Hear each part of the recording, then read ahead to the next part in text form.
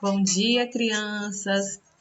Estamos iniciando mais uma quarta-feira e hoje na aula de ciências nós vamos falar sobre um assunto muito interessante, que são os sistemas do corpo humano. Vamos lá?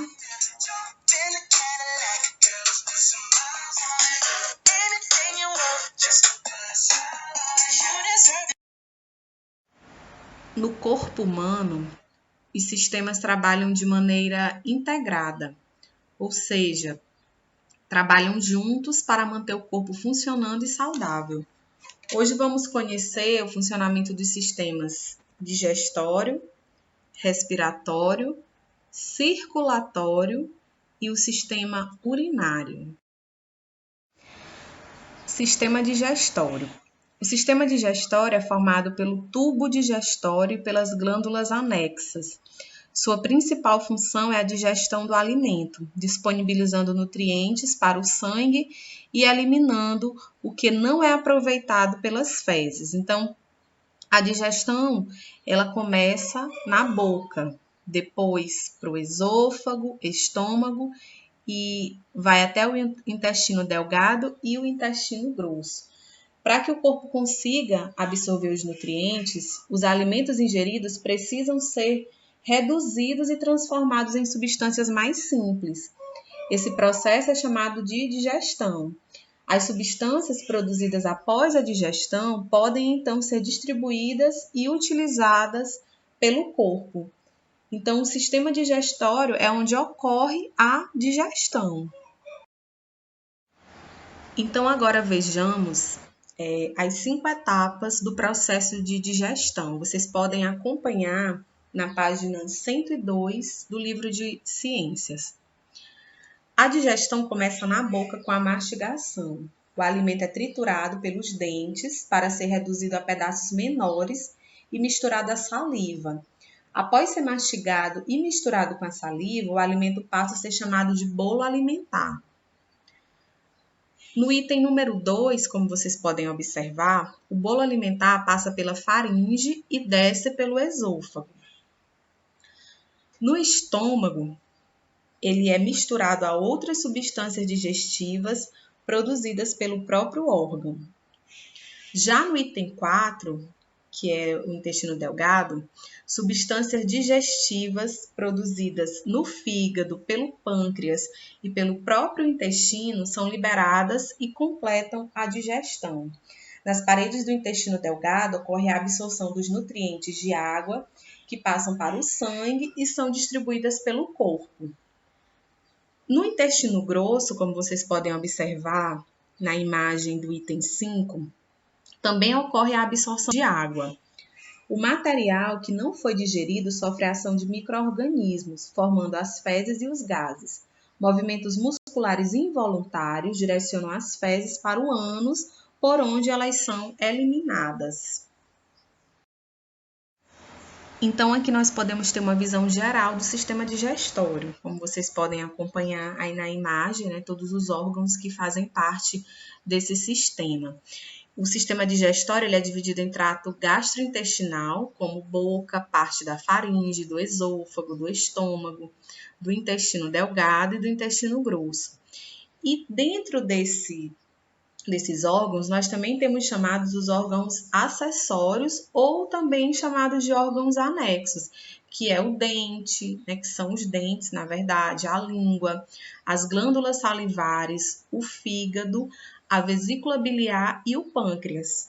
Como eu disse para vocês anteriormente, a digestão ela começa pela boca. A partir do momento que você tritura os alimentos, os dentes, a língua e as glândulas salivares, elas estão fazendo esse primeiro processo de digestão, até a comida passar, pela faringe, pelo esôfago, chegar ao estômago, ao intestino delgado e, por último, ao intestino grosso. Sistema respiratório. O gás oxigênio presente no ar é fundamental para a sobrevivência dos seres humanos. Imaginem só, crianças, se vocês passassem 1 ou 2 minutos sem conseguir respirar, Então, o ar O gás oxigênio, né, presente no ar, ele é de extrema importância, né? E ele é necessário para transformar as substâncias fornecidas pelos alimentos em energia para o corpo. Além também de produzir energia, esse processo também gera gás carbônico. Essa transformação que ocorre no interior do nosso corpo recebe o nome de respiração. Então, agora nós vamos conhecer que sistema é esse responsável por fazer a gente respirar. O gás oxigênio do ar entra no corpo por meio do nariz e passa para a faringe, a laringe e a traqueia, que se liga aos brônquios. Por meio dos brônquios, o ar chega a cada um dos pulmões.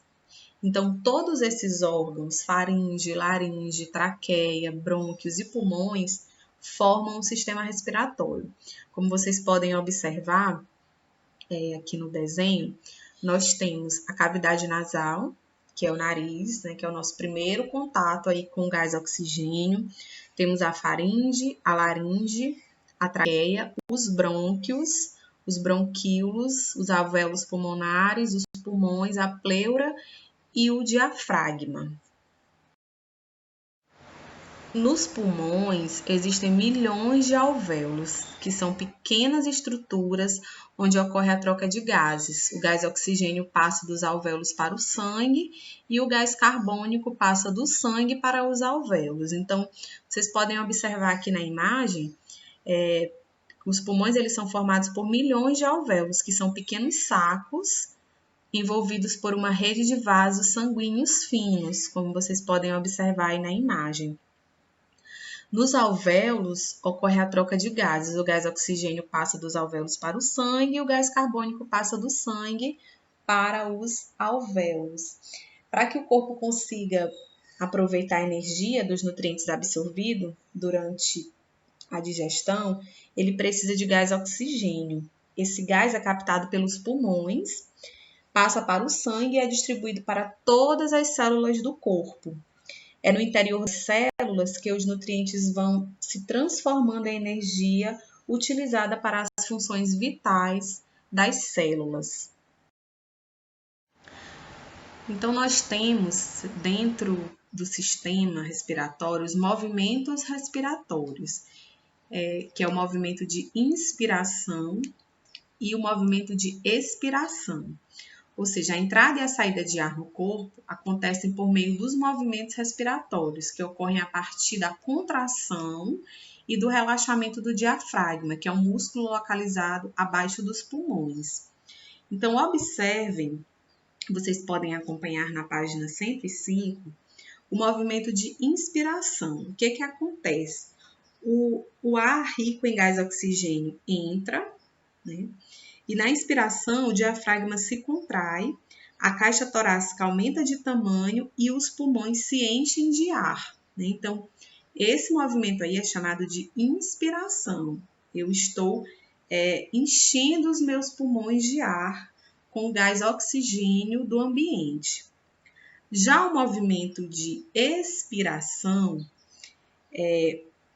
eu estou liberando o gás carbônico. Na expiração, o diafragma ele relaxa, a caixa torácica diminui de tamanho e os pulmões se esvaziam de ar, porém não completamente, até porque se esvaziar completamente, né, a gente morre. Então, ele esvazia-se de ar, mas não completamente.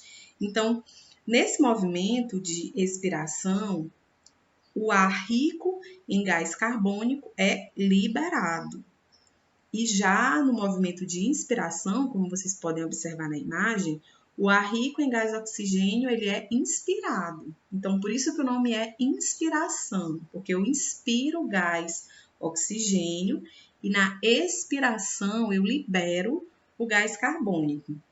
Vocês puderam observar na imagem que o nosso corpo, os nossos pulmões, eles estão envoltos por uma caixa torácica. O que é essa caixa torácica? É um espaço formado pelas costelas, onde ficam alojados os pulmões e o coração.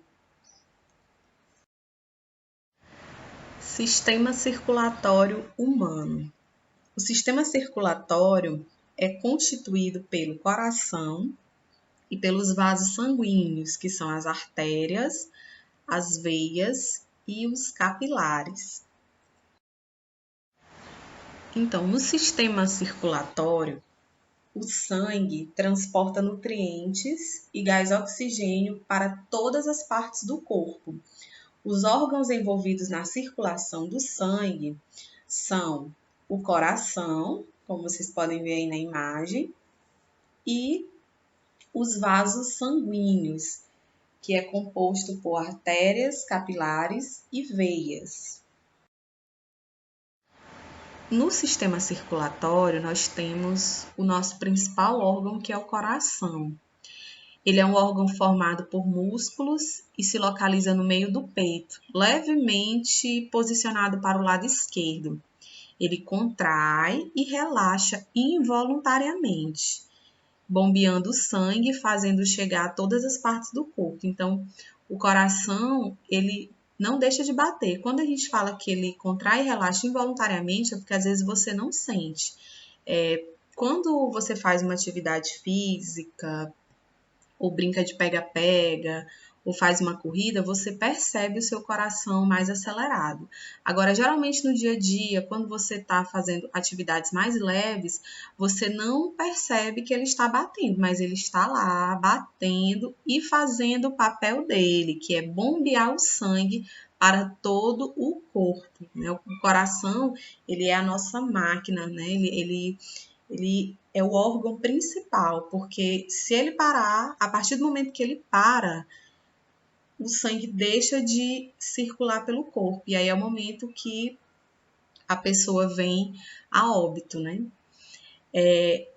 Nós temos aqui na imagem algumas partezinhas importantes que eu gostaria que vocês observassem no coração. Nós temos a artéria, uma das artérias principais do nosso coração, que é a aorta. Tem a veia cava superior, nós temos o tronco pulmonar, átrio esquerdo e átrio direito, veias pulmonares, ventrículo direito e esquerdo e a veia cava inferior. O sangue circula pelo interior dos vasos sanguíneos. Existem 3 tipos de vasos sanguíneos, que são as veias, as artérias e os capilares. As veias levam ao coração sangue vindo do corpo. Suas paredes são mais finas que das artérias. As artérias levam sangue do coração a todo o corpo. Suas paredes são mais espessas e dilatáveis. Pelas artérias, o sangue sai do coração para todas as partes do corpo. Elas se ramificam, muitas vezes até para formar vasos sanguíneos muito finos, que são chamados capilares. Então, os capilares levam sangue aos tecidos para fornecer oxigênio às células. Eles ligam artérias a veias. Então, por meio dos capilares, nutrientes e gás oxigênio chegam a todas as partes do corpo. Esses vasos também recolhem gás carbônico e outras substâncias que devem ser eliminadas do corpo. Os vasos que envolvem os alvéolos são capilares. Eles também permeiam músculos e intestinos, por exemplo, e ligam as veias e as artérias. Então, como vocês podem observar na imagem, os vasos sanguíneos em vermelho representam as artérias e os vasos sanguíneos em azul representam as veias. Observem direitinho a imagem e aí vocês vão poder localizar o que são artérias e o que são as veias. As artérias estão de vermelho e as veias estão na cor azul.